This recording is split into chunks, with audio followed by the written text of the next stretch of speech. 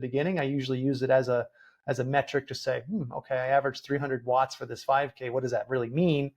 And but I like digging into the other stuff. I like the ground contact time and the leg spring stiffness. I think those are huge numbers. One thing for me is when I see that legs, and I can tell you before I even check the file, if I feel like lousy out there, I can tell you the legs stiffness is under a certain number. But when I feel good, it's definitely in that upper range. Coach Mike Ricci here for the D3 Multisport podcast. On this week's podcast, we have Coach Dave Sheanin. Coach Dave and I discuss Stride Power Meter. Stride has been around since 2015. It's made a huge impact for a lot of runners in terms of pacing better and learning how to meter out their energy, versus heart rate or pace. And it's an interesting tool. We've used it for a number of years now, almost 10 years. And it's a fantastic conversation. Hope you enjoy it. And please share it with your friends. Thank you. All right. Hi, everybody. This week we have Coach Dave Sheanin on our podcast. And Dave, we're going to talk a little bit about power. I know you've been a strong proponent of using the Stride Power Meter for a number of years, as I have as well. But I'd love to get your take on it. And your run, even though you're aging, Dave, I see that your run times are getting faster. So you must have figured something out, and maybe power has been part of that. So I'll let you speak to that a little bit. Well, thanks, Mike. I do. I love the power meter on the run. I think that it's really, if I could pick a single metric, that power is really a truth teller. And there's some caveats to that, but in general, I have paced quite a few races now as I've been experimenting over the years with the Stride Power Meter. Paced several races literally just by looking at the number, the power number, and nothing else. Sort of ignoring how I feel, and ignoring heat or cold or whatever, and just running power and experimenting to see what happens. And if you can hold power, you're going to get an associated pace with that. That's not always the best advice, but as I've kind of experimented along, I do find that it's the technology has come to a point right now where it's really trustworthy. And we both started with Stride in the what they call the pioneer days, right? That was the chest strap or so on. And I can't remember if we ran one next to each other or we just compared some times on the track or whatever. But we were finding that like wide variations in power numbers for the same.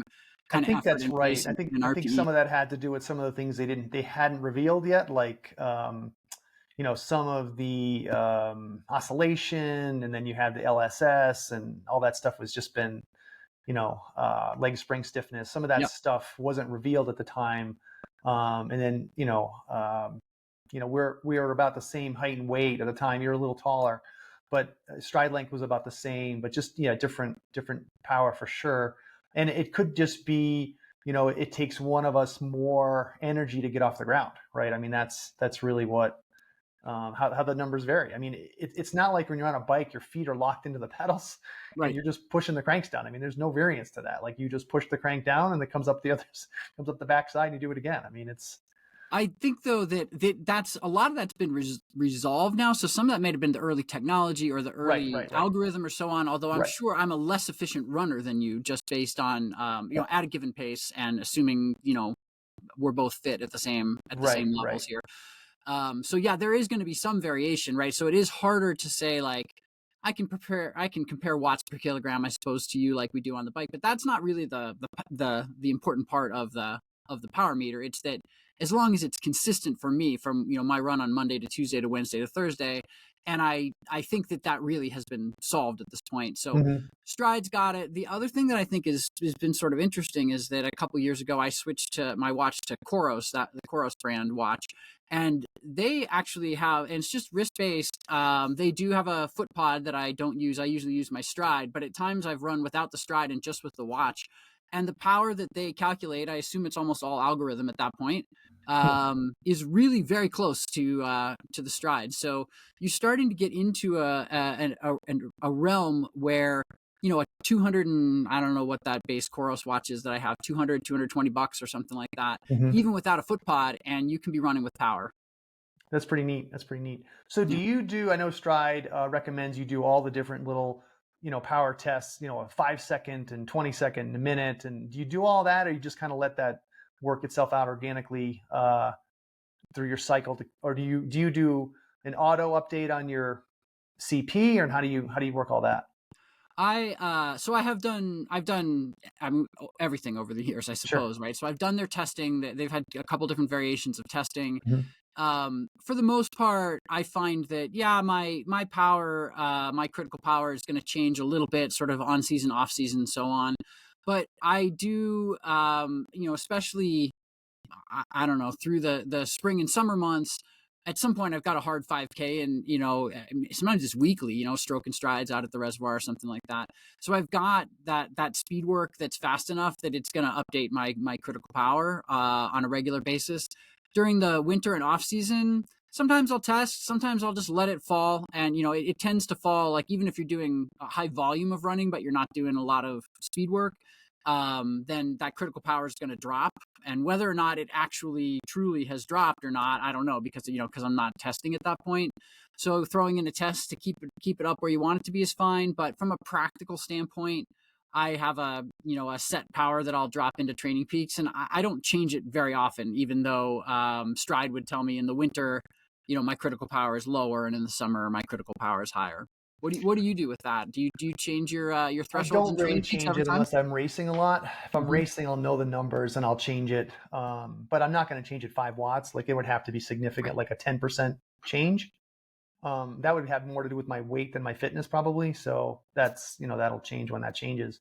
Do you So, see that when you run, a 5K versus a 10K versus a half marathon, like the drop off is at 5%, or is it like more like no. 10% in terms of, um, because I mean, obviously you're running a 5K at like what, 98 to 100%.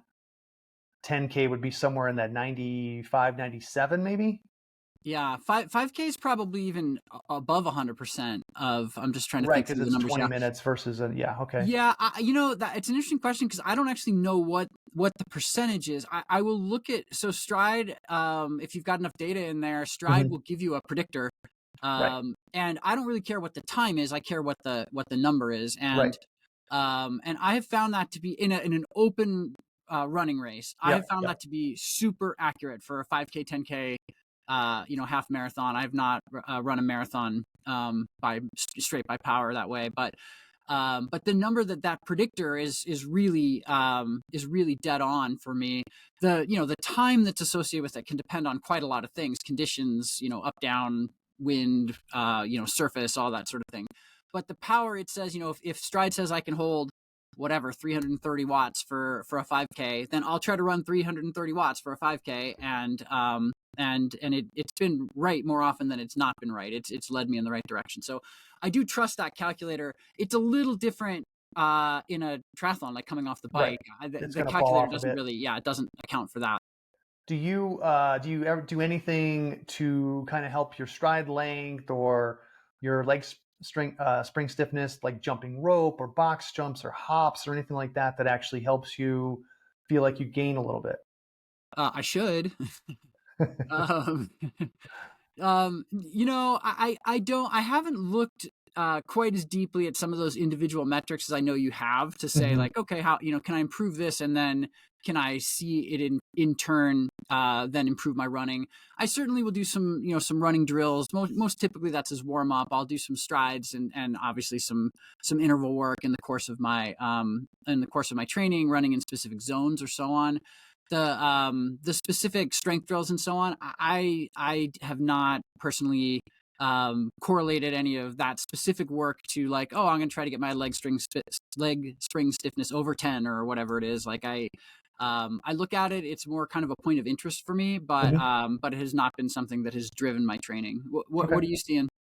Yes, for sure. Like I think, and I have a lot of my athletes that have, power meters, running power meters with, we do box jumps, we do little, low hurdles, we'll do jump rope, anything there that we can increase the ground contact time or decrease the Decrease, yeah, contact time. yeah, yeah. Yeah, so that's a big thing. And yeah, definitely have seen stuff in a positive way. Definitely have seen stride length opening up a little bit. Just more economy, right? That's really what it's about. And some of these are beginner runners that they like the technology, so they have the stride, but they don't really know what to do with it.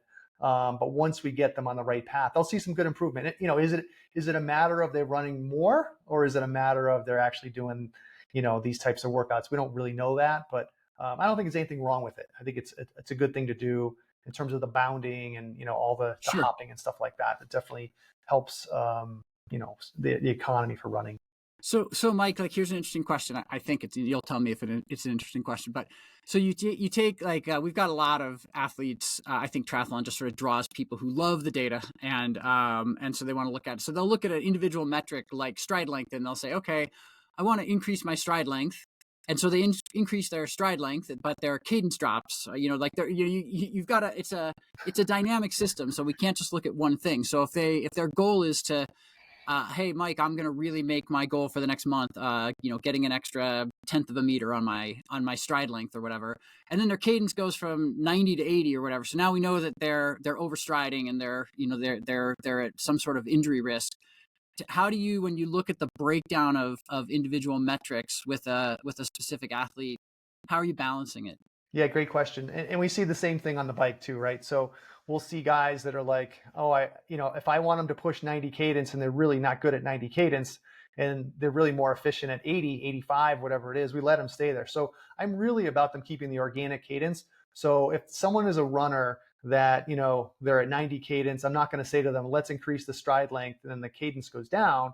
Like, let's just work on all the factors, like the strength in the weight room, and then the strength with, all the jumping and the hopping and the plyos. All that stuff is what's going to help them increase that stride length. So we're not going to like say, hey, push off harder, right? Because then that's a disaster, and that's, an injury waiting to happen for most people that are, obviously, if you look at triathlon, I mean, it's an older age group at this point, right? And you do stuff like that, then you're on the sidelines for 6 months. So yeah, don't worry about that as much as just letting it happen organically. No, no different than you telling me, hey, I want you to swim 12 strokes of length in the pool. And I do that. And now my 25s are now 25 seconds versus the 18 I was swimming for 19 strokes, right? So it's fine in that sweet spot, like you said. I think that's the important piece. But yeah, you will get people that do that. And I certainly get emails from people that say, hey, I was able to average 250 watts on my FTP test, on a bike. But my cadence was 50. And I'm like, have fun running off of that. Yeah. How did you get off the bike and walk? I mean, never mind the running, right? So, I mean, that's like doing, 50 steps up a minute upstairs with weight on your back. And then, because pushing down at that torque is really hard, as we know. So we've all gone up old stage and we know what 50 to 65 cadence feels like. Yeah, it's interesting. So for in my own personal journey, I can share as a runner. I was originally a runner, I guess. Now I'm a little bit more of a runner. But my natural cadence turnover was in the high 70s, and so I spent the better part of a season really focused on moving my cadence up without being focused on anything else. So my stride rate was dropping for sure as this was happening. But I had read an article that basically said, like, the difference between an elite marathoner off the bike or an elite runner off the bike and kind of a mid-pack runner is stride length, not cadence, right? So if your elite runner is running around 90, turnover, something like that, I want to move my cadence up to about 90, and then once I get it there and I'm running comfortably, then I work on getting stronger and increasing that stride length. That's what's going to make me faster. And it was really interesting by focusing on that single metric. It was interesting that my form got substantially better. And then once I got comfortable sort of aerobically turning over that much being a normal amount, right? Then I was able to focus on getting faster, but my form kind of stayed. And I still find myself today like, oh, you're going to start a 200 or a 400 on the track or whatever, and I'll start with like 3 or 4 really long strides to get started. And that's my natural instinct. And of course, I know I should be taking shorter strokes to kind of get myself going there. So just one example of where you can pick a single metric and have it work for you versus if you try to work on the other side, that stride length first, that it could potentially work against you. Right. No, that's great. And there is a correlation. Many years ago, I read a study about 90 cadence on the bike and 90 cadence on the run. They actually correlate. So you don't need to ride 90 cadence, but something close to that is going to help you. And I guarantee you, there's nobody out there running, 6-minute miles that's running slower than 90 cadence. I mean, if you look at some of the fastest people in the world, they're closer to 100 even, which is amazing, right? So that higher cadence is important, and definitely that's the first step in improving that stride for sure. But yeah, okay. Well, it was good to talk about the power meter a little bit. I just wanted to get your thoughts on that. And I think that, it's a device, like you said, it's the data coming out of there now is reliable, and, you can go out there and do a run, and, you can race to that power now, just like you can on the bike, which is pretty neat.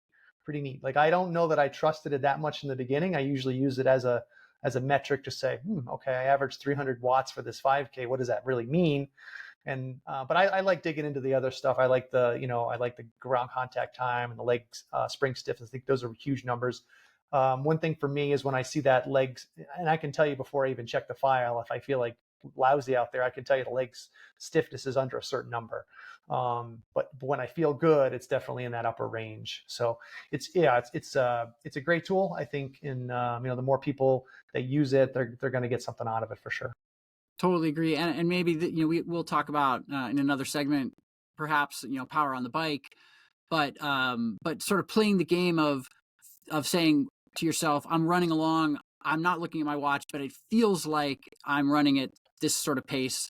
And then you'll check your watch and see if you're running at this pace or power or a cadence or whatever it is. So you can kind of connect your brain to what the metrics are, get calibrated there, is really critical, because then, if you're used to whatever, we train up here at over 5,000 feet, and then you go do a race at sea level and the power numbers are going to be different. And it's hard to know exactly, what that changes. You would expect, or the pace number is going to be different, or something's going to be different, depending on what's going on there. So having a sense of like what this level of effort feels like and what that translates to is, I think, really critical. I love power. I love the metrics and so on, but I think RPE is always the gold standard on this. It's just not as easy to compare from one run to the next or one athlete to the next. But having some correlation in your brain to feel what you're doing is going to be really critical for the use of any metric that you're going to rely on to race. No, I agree. And that is one place I think that the power does help me. I may feel lousy on a run. I'm not looking at power during the run and I come back.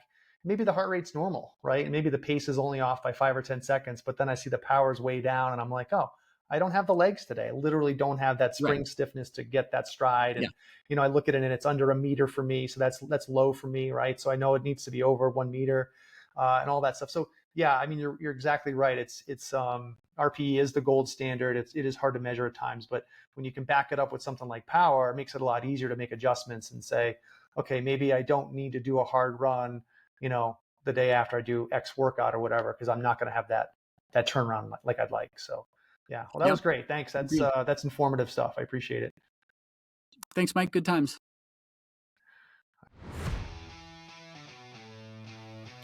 Thanks for listening, everyone. We hope you enjoyed this episode of Trust the Process.